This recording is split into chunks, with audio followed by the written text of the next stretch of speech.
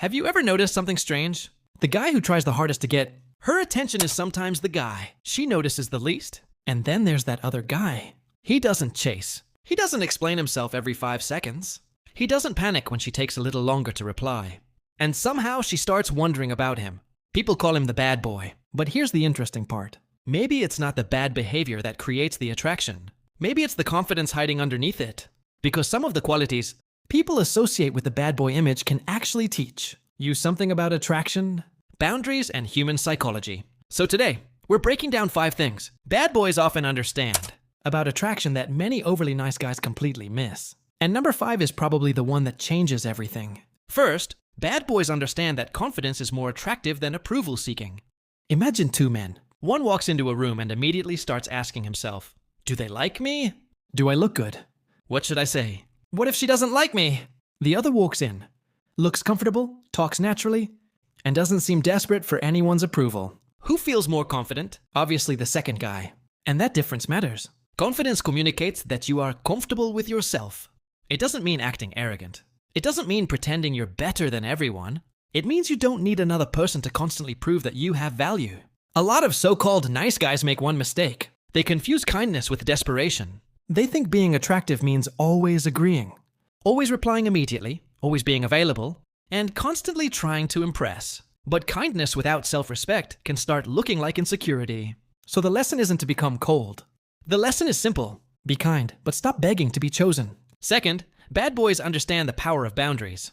This one is huge. A man with no boundaries can accidentally communicate that he will accept almost anything, just to keep someone interested. He says yes when he wants to say no. He cancels his plans whenever she calls. He tolerates disrespect because he is afraid that standing up for himself will push her away. That isn't love. That's fear. Healthy boundaries create something very different. They tell the other person, I like you, but I still have a life. And that is powerful. If you have plans, keep them. If something makes you uncomfortable, say it. If someone repeatedly disrespects you, you don't need to create a dramatic scene.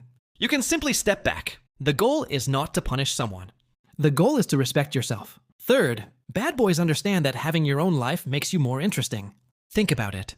Someone whose entire world revolves around one person can become predictable. Very quickly, every conversation is about her. Every plan depends on her. Every mood depends on whether she replied. But someone who has goals, friends, hobbies, work, fitness, music, creativity, and a life outside the relationship brings something different into the connection.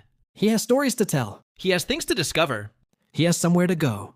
And most importantly, he doesn't disappear as a person when romance enters his life. That independence creates natural intrigue. You don't need to play games. You don't need to disappear for 3 days. You simply need a life that is worth living, even when nobody is texting you. Fourth, bad boys often understand emotional control. This does not mean suppressing emotions. It means not allowing every emotion to control your behavior. Imagine she sends a message that says, we need to talk. One guy immediately panics. He sends 10 messages. What happened? Are you angry? Did I do something? Please answer me. Another guy takes a breath. He waits. He responds normally. He doesn't assume the worst. That second reaction communicates emotional stability.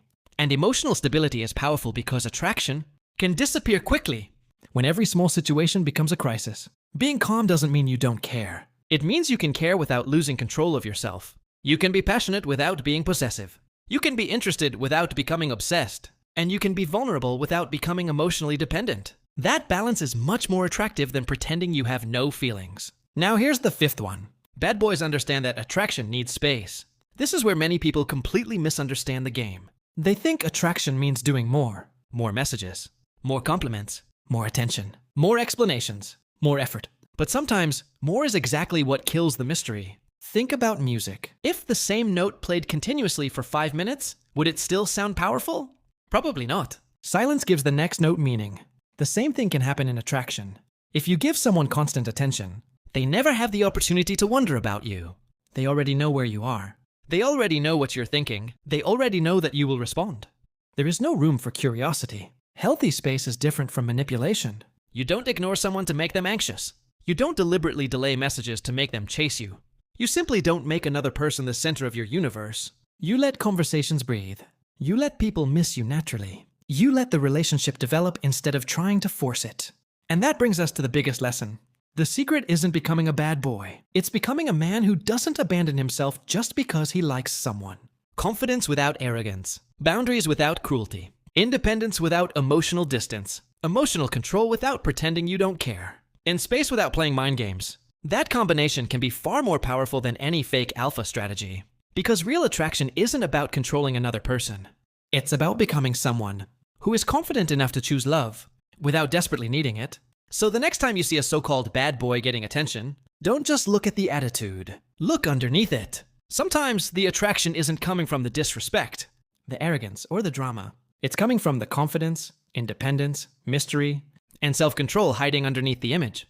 And once you understand that difference, you don't need to become the bad guy. You just need to stop acting like you have to earn the right to be valued.